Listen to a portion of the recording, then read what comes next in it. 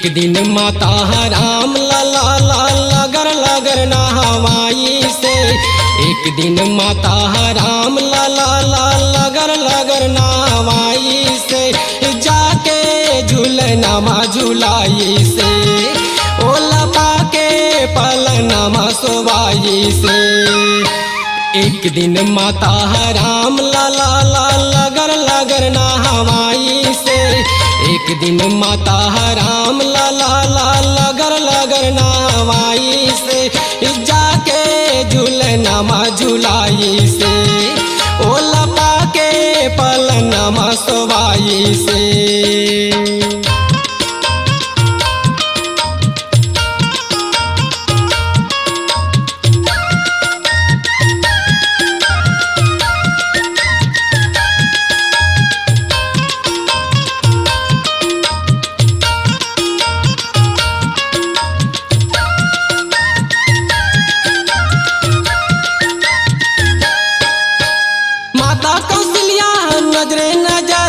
देखी से मुहला निहार के चंदा बरोबर है लाला के मुखड़ा चुनी से वो पूछे कार के।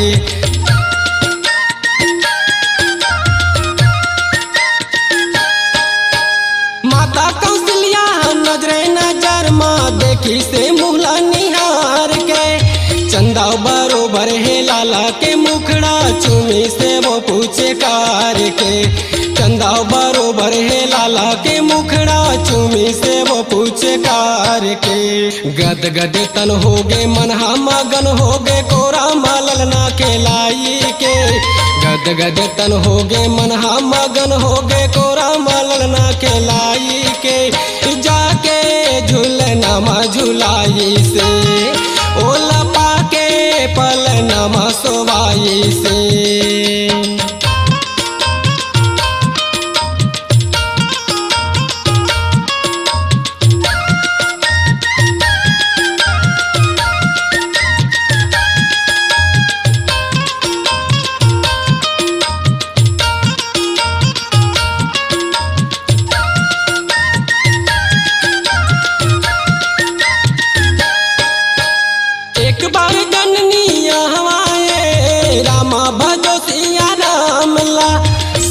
हतर गे सुदामा हतर गे गावत गावत सिया राम ला।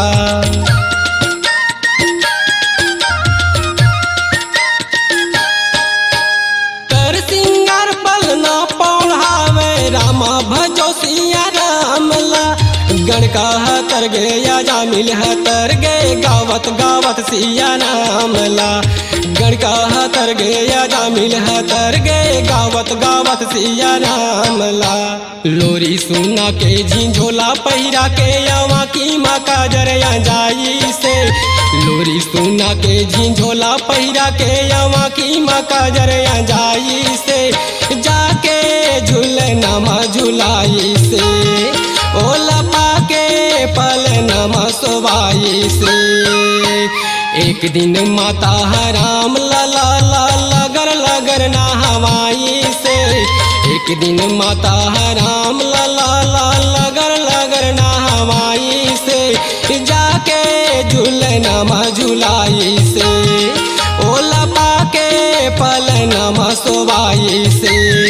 ओ जाके झूलनमा झुलाई से ओ लपा के पलनमा सोवाई से।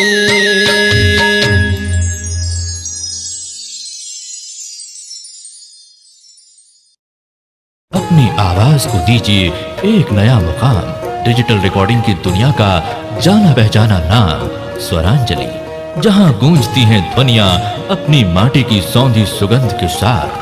छत्तीसगढ़ी संगीत के विविध रंग जो पहुंचाते हैं पूरे प्रदेश में डिजिटल रिकॉर्डिंग के संग। स्वरांजलि स्टूडियो नेमीचंद गली नंबर 2 गंजपारा रायपुर।